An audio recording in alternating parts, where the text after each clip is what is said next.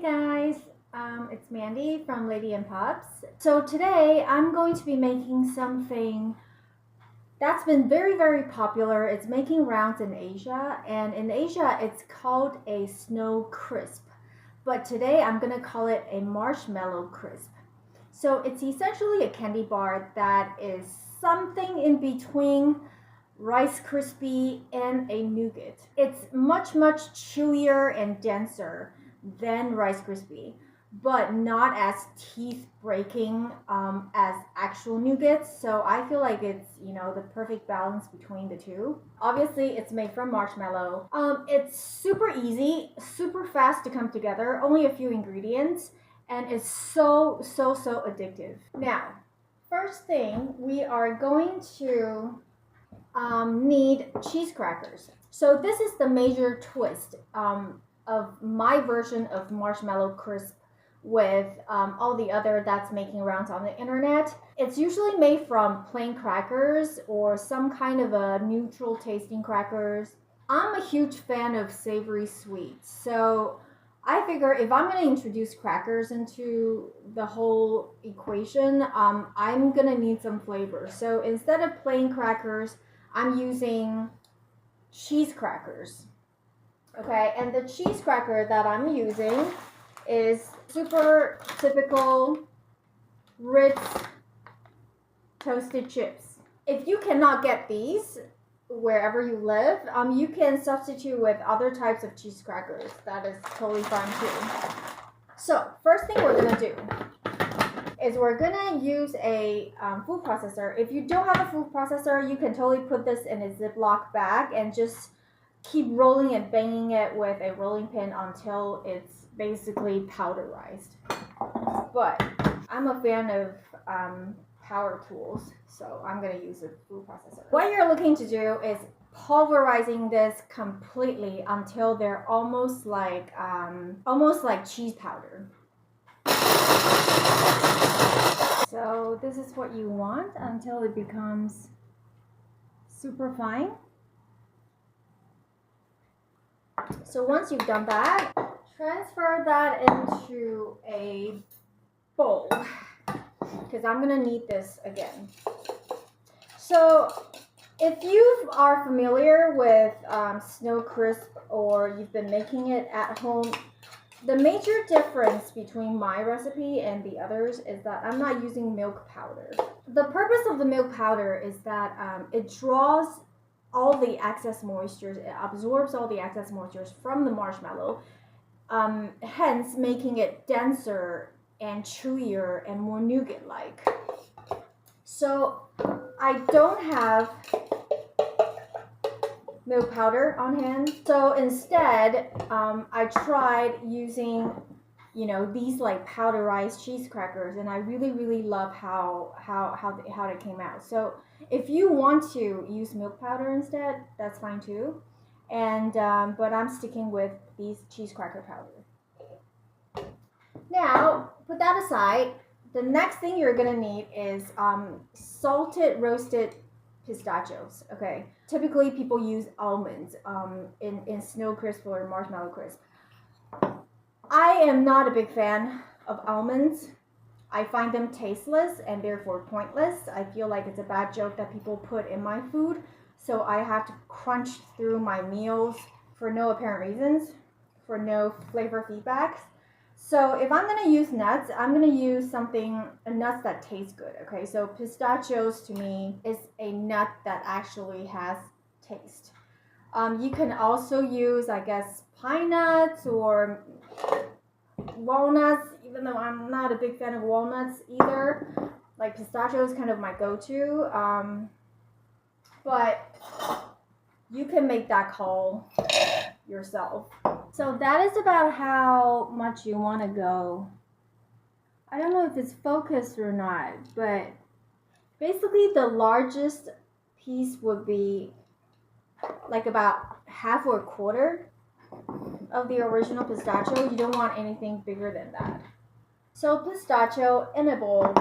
Next thing, I'm using dried pitted prunes. Why dry pitted prunes? I like prunes. I like the flavor.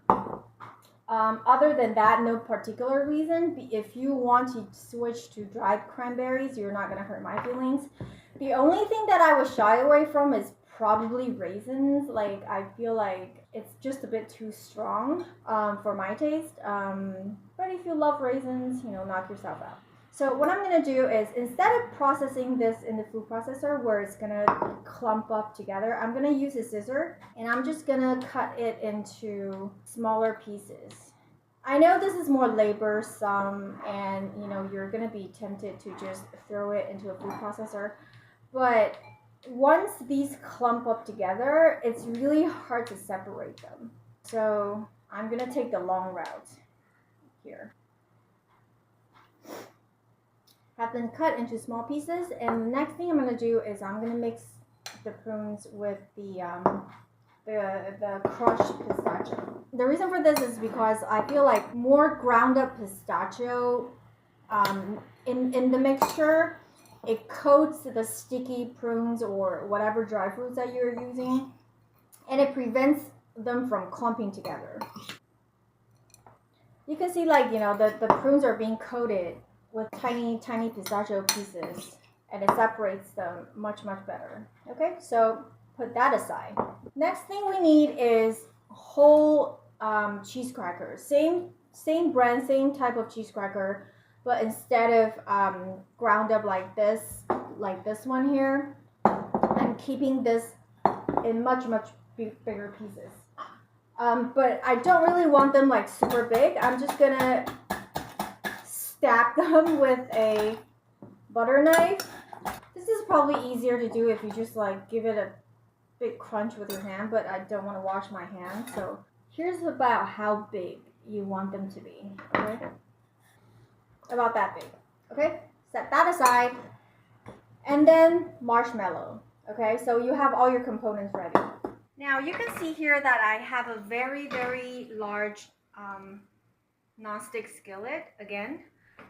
I know I'm starting to sound like a nonstick skillet fanatic, but I assure you that I'm not. There are recipes out there that would benefit from a not nonstick, but not in this case, okay? You really want a nonstick. And when I say nonstick, I mean Teflon nonstick. I mean, if you must go ahead and try and use another skillet that is not Teflon, knock yourself out, you'll regret it. So right in the skillet, you can see that I have butter and I have milk, which is strange. The butter is very typical, but the milk is kind of strange. So why? It's because I'm actually going to brown the butter first before I melt the marshmallow.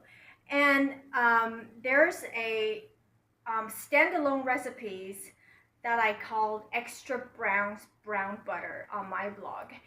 And that is when you before you melt the butter, you add milk to it, and then that extra milk solids are going to brown together and then give you those extra browns in the brown butter that gives butter its very nutty or almost like hazelnut aroma to it. So you get extra of that. So it's like a brown butter on steroid. So a spatula, okay, and then I'm going to put the skillet on medium heat, and then we're going to slowly brown the butter.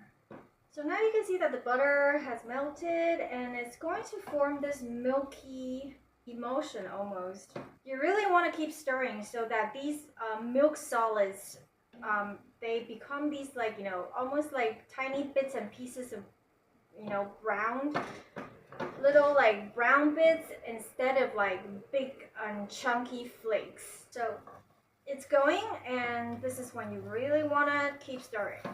When the sizzling starts to subside, turn the heat down to low heat. From 1 to 10, I'm gonna say a 3. And you can see it too, it's like golden brown, right? So now I'm gonna just off heat a little bit so that it cools down just a little bit, just tiny slightly. And then I'm going to add my marshmallow. Back to low heat, and I'm going to fold this in so that the marshmallow melts slowly. Heat. I just turned the heat down to like about 2. Now you're gonna see like the butter looks like separated from the marshmallow. That's totally fine. Do not panic. How I check the marshmallows are melted is I just press on these like little big bumps, and if I don't feel any resistance, that means they are all melted. Because it's gonna look lumpy and it's gonna be hard to tell. So I feel like we're about there. This is when you add the ground cheese cracker.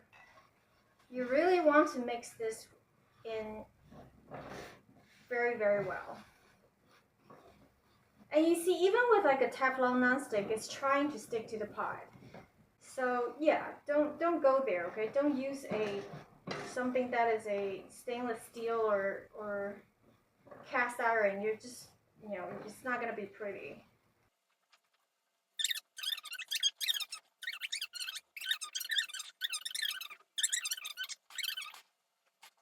When the marshmallow just melts, it feels like puffy and like airy. Now it's completely deflated and it's become like kind of like this it's almost like reduced in volume significantly.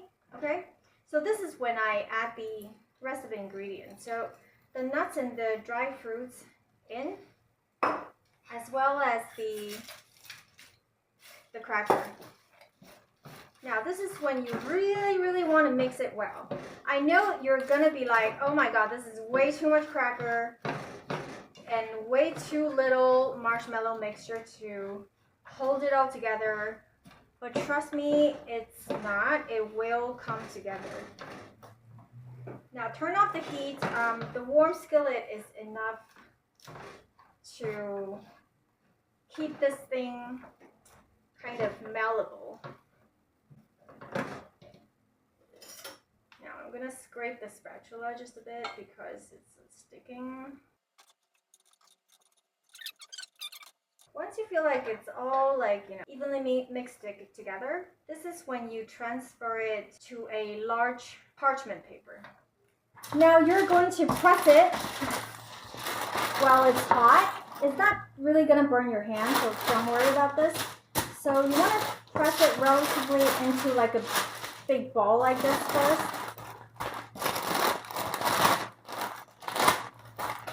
And then I like to use a pastry cutter, the flat side of it.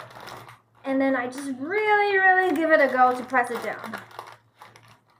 I'm looking for like about 3/4 inch thickness. And once I have a flat sheet, I'm going to bring the edges together.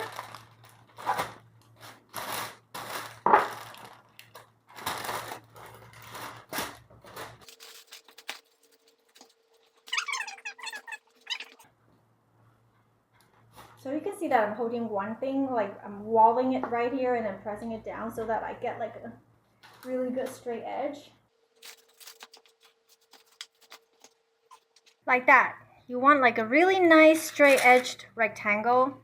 And once you have this, wrap it back up and into the freezer for like about 30 minutes until it's completely cooled down to room temperature before you cut. So this has cooled down. There's construction upstairs, so bear with me. So this has cooled down relatively to room temperature. It's still just a little bit warm. Whatever, it's okay. So I'm going to cut this into 12 equal sized bars.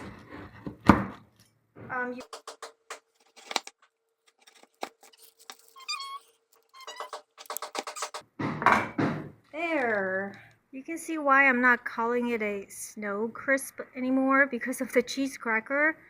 The whole thing is practically orange. So now all you have to do is keep this at room temperature. I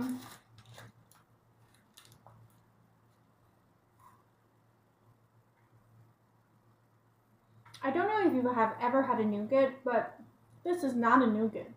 Nougat is super, super dense and it just hurts your teeth when you're trying to eat it. This is not that. This is like, it has a very firm and super satisfying chew. But most importantly, the cracker, all the crackers and crunchiness, you know, it crunches in between all those chewy candies, and you just get a really nice savory sweet flavor profile with the nuttiness from the pistachios, especially the nuttiness from the brown butter. You're not really gonna taste like the cheesiness from the crackers. It just blends into the background and comes off as like a nutty saltiness. This is so good. You have to make this. It's super easy. You probably have most of the ingredients ready in the kitchen already. It's gonna take you like 30 minutes, and you're never buying other candy bars after you try this. So let me know if you like them, and yeah, see you next time.